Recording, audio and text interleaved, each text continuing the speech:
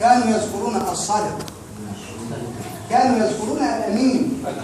فإذا ما تحرك صلى الله عليه وسلم يقولون الصادق ذهب، الصادق جاء، الأمين سافر، الأمين في البيت، الأمين في الحرم.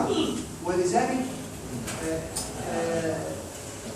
نسي الناس اسمه وبقي وصفه الذي فيه كل المحامد. فإذا ما أتى بعد ذلك بالرسالة واختبره الناس 40 عاما يقولون ما جربنا عليه كذبا قط، ويدعونه الصادق ويدعونه الأمين ويستأمنونه على كل شيء، فبعد هذه المرحلة الطويلة عندما يأتيهم بالرسالة ويقولون أنه كاذب، هل يليق هذا؟ لا يليق. يقول أحدهم ما جربنا عليك كذبا قط. يقول أبو جهل للنبي صلى الله عليه وسلم نحن لا نكذب ولكن نرفض ما جئت به. ويقول تعالى فإنهم لا يكذبونك ولكن الظالمين بآيات الله يجحدون. والذي يوضح هذا الأمر جيدا قوله تعالى فقد لبثت فيكم عمرا من قبله أفلا تعقلون. فقد لبثت فيكم عمرا من قبله. فلعل الرسالة نزلت على النبي صلى الله عليه وسلم في سن 40 حتى إذا ما تحدث متحدث أن النبي صلى الله عليه وآله وسلم فيه شيء يعاب، كان عنده صلى الله عليه وسلم رصيد من تاريخه القديم الذي هو بمثابة 40 عاما يرد على هؤلاء الأقوام أنه صادق وأنه أمين وأن هؤلاء في كلامهم كاذبون. كذا؟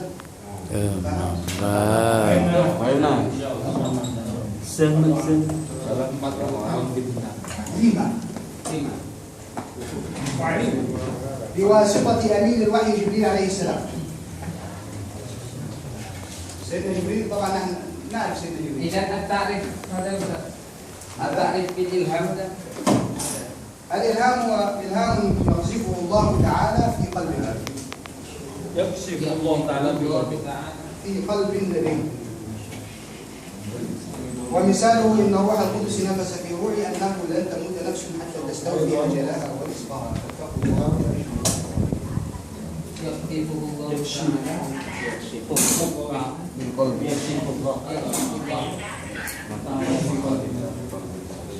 أمين الوحي جبريل عليه السلام. نحن نعرف أمين الوحي، كلنا نعرف سيدنا جبريل، الكل يعرف. هو ملك كريم ذو قوة عند العرش المجيد مطاع يسمى أمين. يقول تعالى نزل به الروح الأمين وعلى قلبك لتكون من المنذرين بلسان عربي مبين.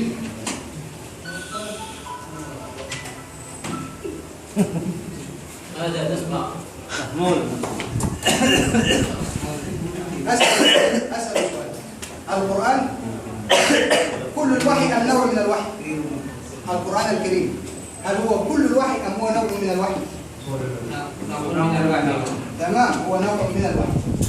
فهل كان القرآن منه إلهاما ومنه مناما ومنه رؤيا صالحة ومنه سيدنا جبريل وهكذا؟ أم ماذا؟ وحي القرآن كان بأي واسطة من هذه الوسائل؟ أم كان مباشرة من الله؟ بأي نوع كان القرآن؟ مباشرة مباشرة. القرآن الكريم كله كل القرآن الكريم كان بواسطة سيدنا جبريل. كل القرآن. فليس هناك آية كانت مناما، مع أن منام النبي صلى الله عليه وسلم لا يمكن، فهو وحي، ولكن القرآن الكريم كله كان بواسطة من؟ القرآن الكريم كان بواسطة من؟ جبريل.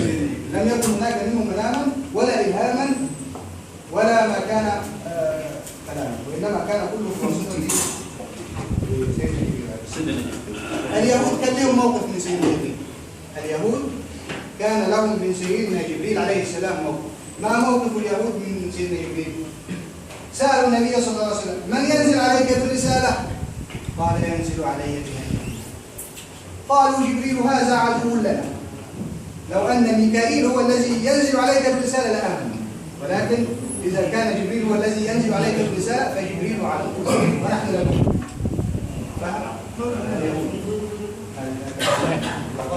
قل من كان عدوا لجبريل فإنه نزله على قلبك بإذن الله مصدقا لما بين يديه.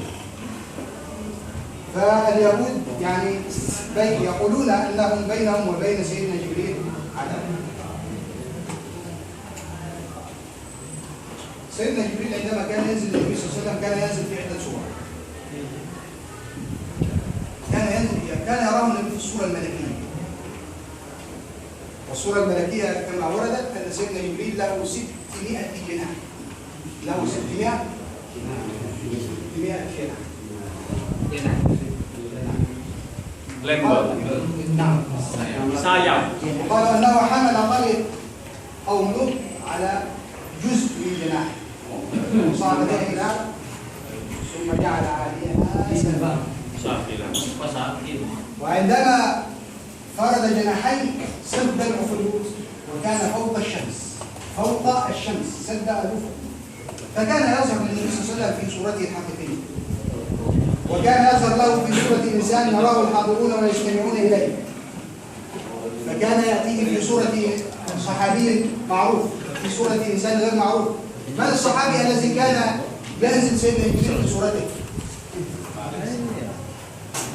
دحية الكلبي أو دحية ابن خليفة الكلبي. سيدنا دحية ابن خليفة كان ينزل سيدنا جبريل في صورته.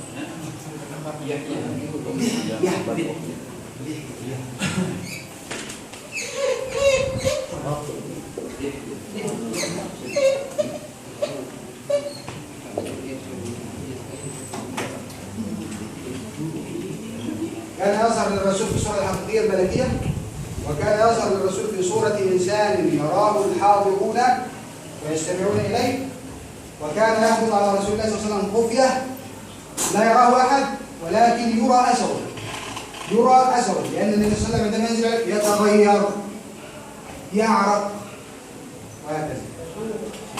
تأخذه غاشية مثل الإغماء، ولكن ليست هي إغماء وإنما هو استغراق في لقاء البلد. يسهل جسم النبي صلى الله عليه وسلم يغض، ولكن النبي لا ينام، ولكن هذا من أعصاب البلد عندما يهبط على النبي صلى الله عليه وسلم. وقد يتصبب منه الجبين عرقا. وقال كان عندما ينزل الوحي على النبي صلى الله عليه وسلم حتى في الشتاء يعرق، وكان بعض الصحابة يأخذون هذا العرق، عرق النبي صلى الله عليه وسلم، فكان أطيب من المسك. وقالت واحدة من صحابة النبي صلى الله عليه وسلم: كنا نتطيب بعرق رسول الله صلى الله عليه وسلم لأزواجنا. فكان عرق النبي صلى الله عليه وسلم أطيب، ليس مثل المسك وإنما أطيب من المسك.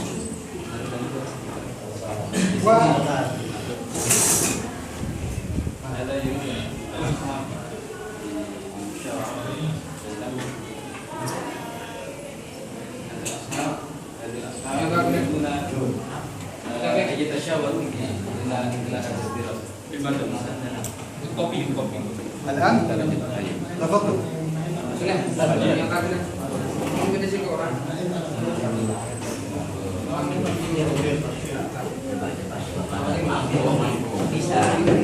نحن هنا لا بأس إلى صلاة المغرب إن شاء الله. إلى صلاة المغرب لا بأس.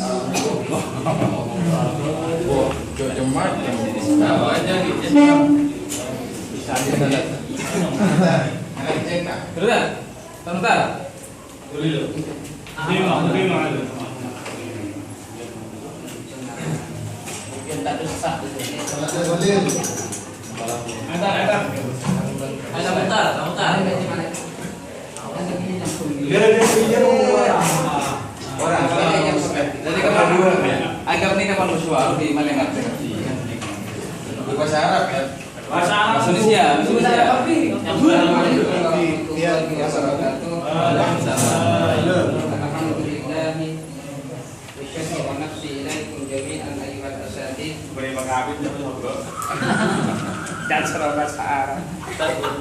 An uqaddima lakum ala ma sami'na campur min ustazina al-kiram. Jadi saya memberanikan diri untuk menyampaikan apa yang saya dengar dari guru kita, walaupun yang jelas ini terputus-putus tidak sempurna, karena dari berbagai paparan beliau itu banyak sepotong-potong yang saya pahami, sehingga dari terpotong-potong yang saya pahami itu. Jadi dengan keberanian saya ini diharapkan mungkin satu potongan kalimat yang dipaham oleh saya itu bisa dipahami oleh bapak-bapak ini, sehingga nanti saling melengkapi antara pemahaman yang saya pahami dengan pemahaman bapak-bapak sekalian. Buka ya, buka saya. Dan ini pintas. Pertama yang dibahas oleh beliau, ya kalau yang saya pahami itu beliau membahas tentang wahyu. Jadi apa? Ya nanti ditambah. Ini yang saya tahu, beliau membahas tentang kalamullah yang berupa wahyu. Ya, ini sudah melengkapi. Kalamullah yang berupa wahyu. Definisi daripada wahyu adalah al-i'lamul khafis syariah, yaitu pemberitahuan yang secara rahasia dan super kilat. Dan bagaimana tariqatu Allah Subhanahu wa ta'ala yu'allimu al-khafi as-syari' li Nabi sallallahu alaihi wasallam rubama yumassilu ahadan. Dan caranya Allah untuk memberitahu wahyu ini yang definisinya adalah pemberitahuan yang sangat rahasia dan super kilat ini, kadang-kadang beliau menampakkan sebagai seorang laki-laki. Mungkin kita banyak tahu tentang hadis di hadisul arba'in, bagaimana beliau datang la yura atharus safar wa la ya'rifu minna ahadun. Kemudian tanya Islam, iman dan ihsan, kan itu menyerupai rajulun syadidul bayadis sya'b dan lain sebagainya. Kemudian juga beliau kadang tidak menyerupai seseorang. Beliau itu kembalinya pada Nabi. Yang malaikat Jibril. Kemudian wahyu itu ada dua pengertian. Yang ketiga, malaikat Jibril menyerupai sahabat.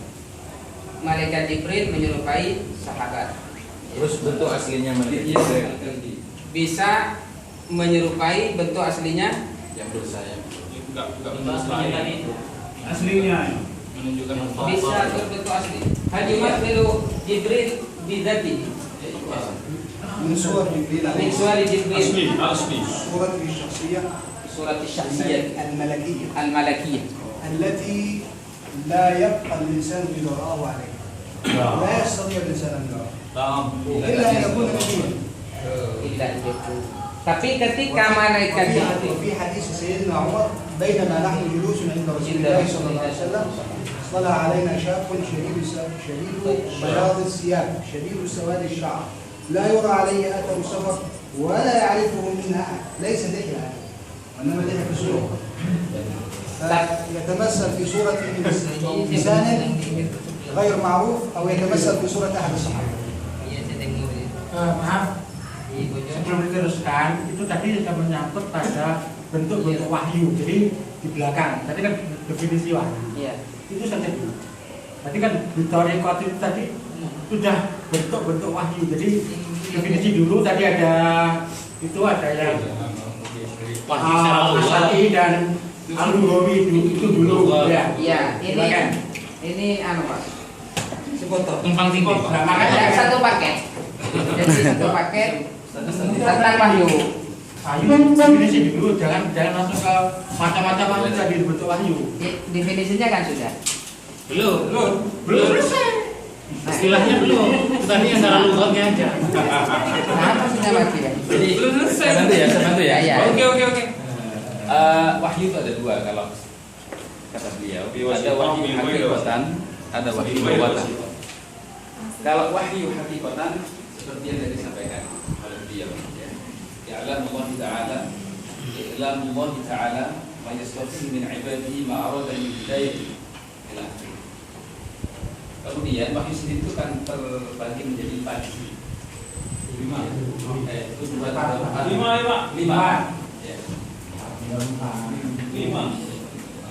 Al-i'lamul khafi as-sariyah itu yang disebut dengan al-wahyu hakikatan. Kemudian yang lain ini, pertama al-i'lamul syai' lil insan itu adalah wahyu lughawiyyan atau lughah, yaitu Allah memberitahu kepada manusia, ya, manusia yang dipilih oleh Allah Subhanahu wa taala, tapi bukan nabi, itu insan. Yang ketiga, bil hayawan. Yang tadi Al-Qur'an disebutkan oleh Ustaz Syahmi tadi. Kepada Umi Musa kalau tidak salah, ilham yang diberikan kepada manusia adalah ibunya Nabi Musa. Nabi Isa. Nabi Musa kan Nabi Musa. Kita adalah kepada Maryam kan juga ada. Iya banyak. Kalau contoh Maryam. Kemudian hayawan.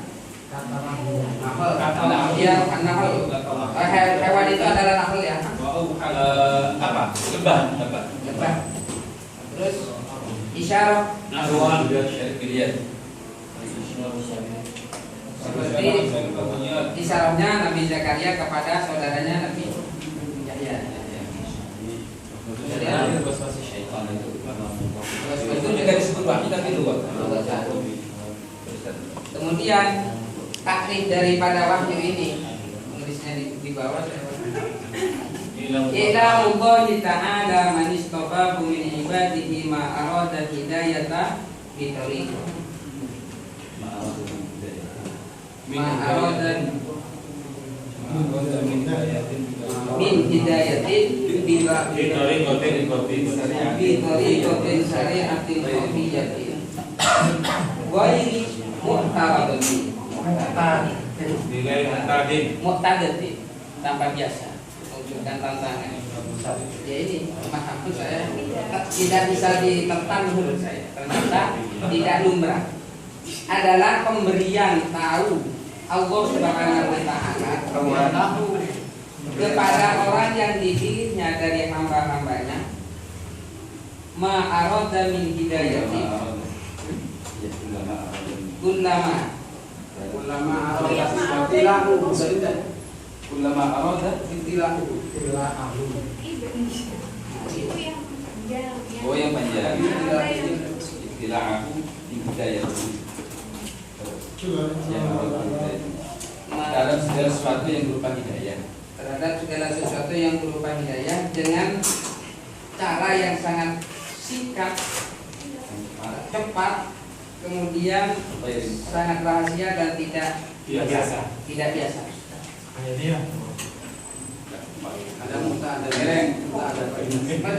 Barangkali ada yang terlepas dari paparan saya dengan teman saya, atau ada yang ditanyakan begitu ya? Ada yang tidak biasa mungkin tidak seperti biasa manusia. Iya, maksudnya. Iya, ketika menyerupai malaikat Jibril, ketika menyerupai suarul malakiyahnya al-asliyah, itu tidak ada seorang pun mampu untuk pandangan kepada beliau. Kecuali orang yang sudah mempunyai makom al-anbiya. Seperti suara lonceng, suara itu kan ada. Begini tadi ya. Bapak tadi juga menanyakan kepada saya bahwa bagaimanapun Allah itu tadi tidak bisa dilihat, kemudian tidak bisa mendengar suaranya karena bila aktif dan sebagainya tadi ya. Kemudian bagaimana dengan kaitannya yang saya ketahui hadis dari Aisyah yang mengatakan bahwa ketika Rasulullah itu mi'raj itu tahu dengan mata kedua matanya sendiri. Ini bagaimana tanggapan dari saya? Ya. Jadi yang saya tanyakan sebetulnya dari konteks pertama itu kalam Allah itu yang al-azali bila harfin wala tidak ada permulaan, tidak ada akhirat, tidak ada penutup. tidak ada diam, kan begitu, malah sukut. Nah itu kalau jawaban beliau ya seperti ini. Jadi arti daripada wakan lamallahu Musa taklima, artinya itu pertama, Allah azal hijab an Musa. Hijabnya Musa itu dihilangkan oleh Allah. Bukannya itu yang saya tanyakan. Sebentar, ya biar satu. Hijabnya disuruh diambil oleh Allah. Wa khalaqa lahu sam'an. Kemudian Allah menciptakan pendengaran khusus pada dia. Hatta adraka kalam. Sehingga ini tidak bila hafid tak wala sofin. Kemudian masalah ru'yah tadi, wa kaifiyatuhu, ya kita tidak tahu, wallahu a'lam, kata beliau. Aku ada tuh di sini berarti Hatta selesai. حتى kalam فكيف يدرك المسموع وكيف يدرك المرئي؟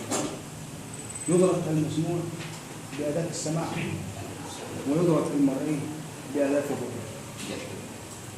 إذا فقد سمع. أدرك هنا بمعنى يسمع.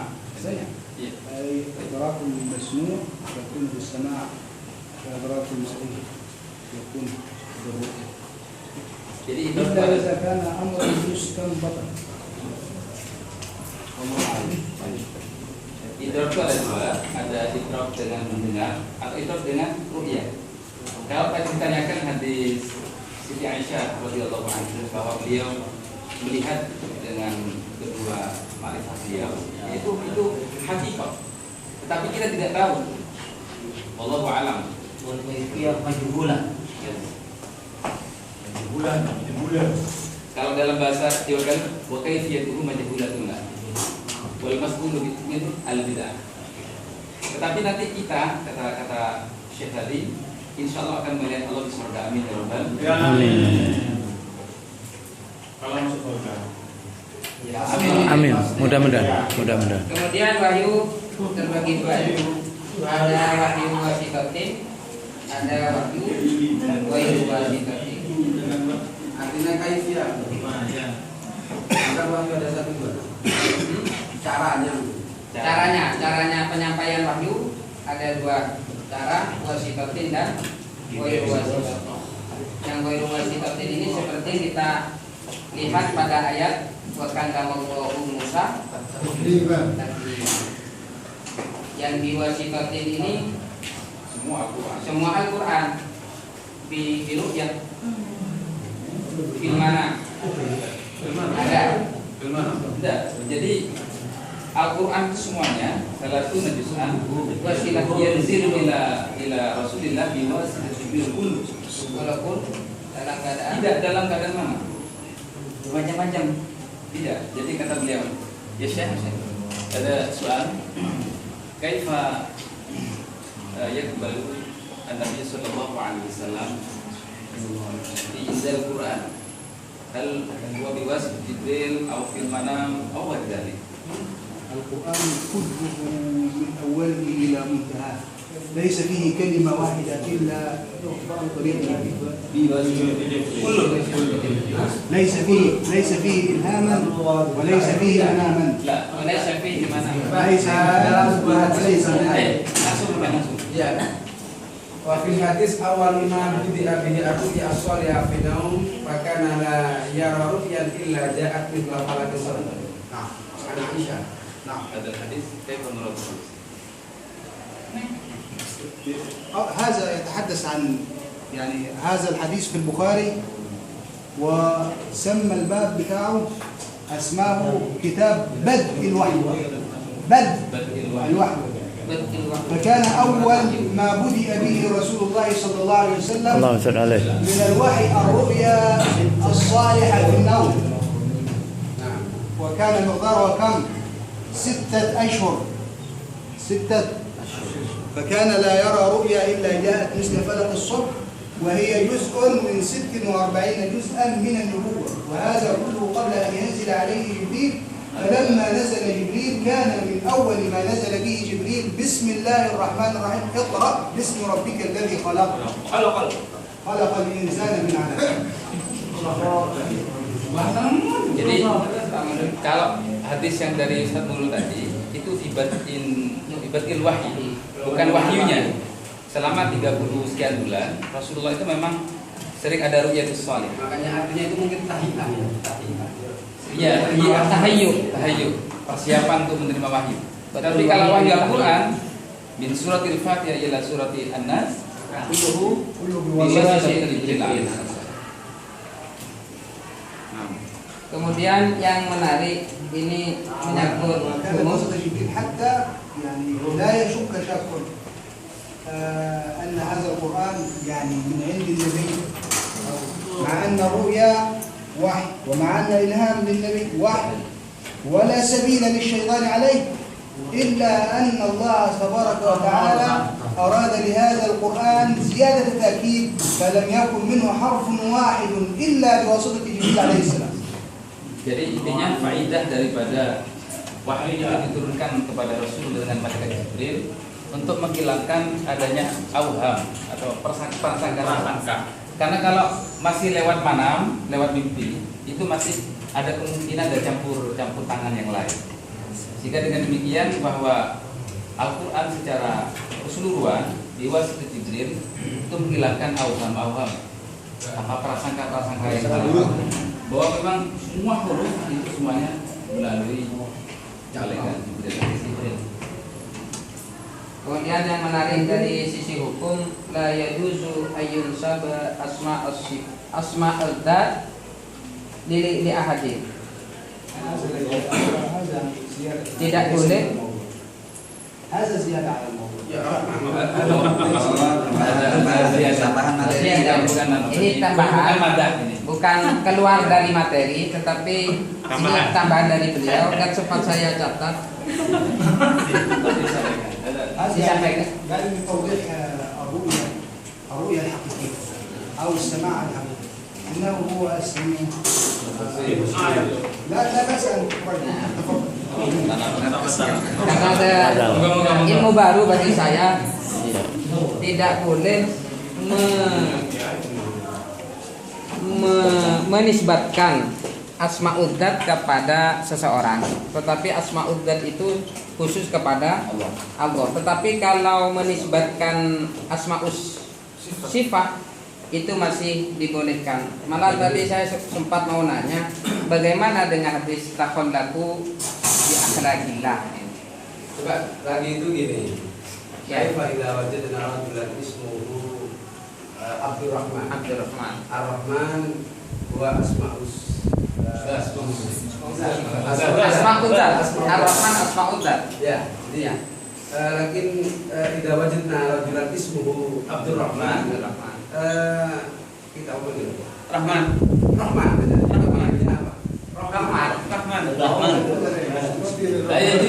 La yajuz.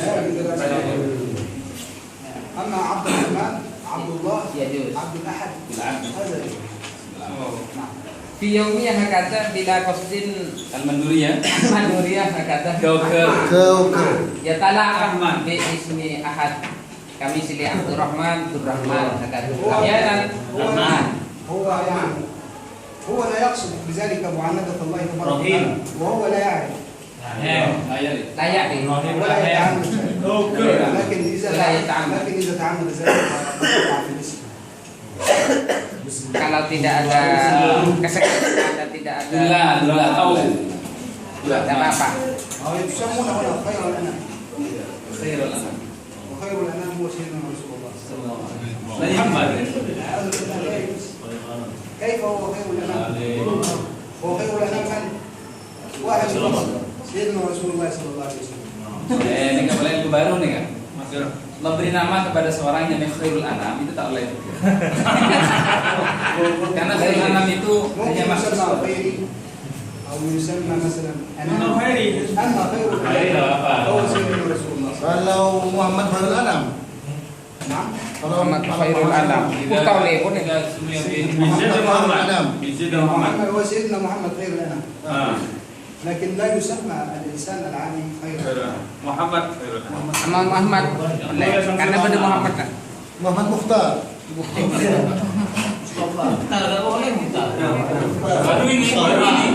Kira kok saya tanya. Kalau ada jenenge khairul anam. Nah, tersebut katanya di ilham ini. Nabi Muhammad. Ustaz, mengembang Ustaz. Nama-nama barusan itu Tanwirul Anam nggak boleh ya di situ. Kalau Muhammadiyah Anam boleh. Kalau sekarang Muhtar dengan Mustafa, yang itu kan cuma Rasulullah. Muhtar. Kalau nggak boleh perlu diganti nanti Muhtar ini.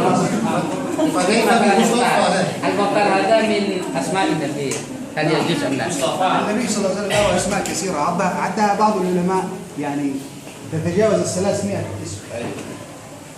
وفي الحديث يذكر النبي 5 أسماء، للنبي 5 أسماء، ولكن العدد هنا يعني لا يكون له، وإنما يعني كثرة الأسماء يعني لماذا؟ لشرف المسمى. لشرف المسمى، فهناك أوصاف للنبي صلى الله عليه وسلم صارت له أسماء، فهناك أسماء كثيرة للرسول صلى الله عليه وسلم، ولكن أسماء يعني محمد الكل يسمى محمد، لكن خير الأنام هذا يعني اسم ووصف، اسم ووصف خير الأنام، يعني فيها تفضيل للنبي صلى الله عليه وسلم. المصطفى بالألف واللام، المصطفى بالألف واللام، هنا الألف واللام بالعهد سواء كان الزيني أو الزيني، فإذا المصطفى فهذا يتبادر الذهن إلى رسول الله صلى الله عليه وسلم. أما مصطفى بدون الألف واللام فيعني لا بأس يطلق عليه. Jangan dikasih arifah gitu.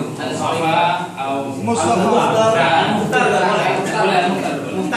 مختار ليس المختار مجتبى يعني قد يتسع الأمر ويضيق، يتسع ويضيق. Lagi catatan saya yang menurut saya penting. Idza kana al-qalbu yanam la yastati'u as-salihah. Idza untuk menggolongkan ini termasuk asmaul dan sifat yang masih belum paham. Seperti saya pahami kan penggolongan asmaul sifat kan tergantung dari sifat itu. Seperti al-Rauf ya, ar-Rahim. ya, Asmaul sifat. Kenapa asma tergolongkan asmaul dzat? Kalau Allah kan Kaifa yuqassimu asma'ud dzat wa asma'us sifat. Farq bainahuma. الذات وهي المقصود بها يعني لا يشترك فيها أحد مع الله تبارك وتعالى، فهذا اسم ذات مثل الله هذا اسم ذات. أما اسم الصفات فهو يقتضي وصفا أو صفة. الرحمن هو صفات ولكن يعني على وزن فعلان، يعني فيها زيادة، ولذلك في سورة طه الرحمن هل تعلم له سميا، يعني هذا اسم يعني لم يكن معروف عند العرب، تعلم له سميا، فهذا الاسم لا ينبغي أن يتسمى به البشر. إذا أردت أن تسمي عامة باسم الله يعني من خير الأسماء ما حمد وعبد، عبد الله، عبد الرحمن، حتى تخرج من هذا الخلاف.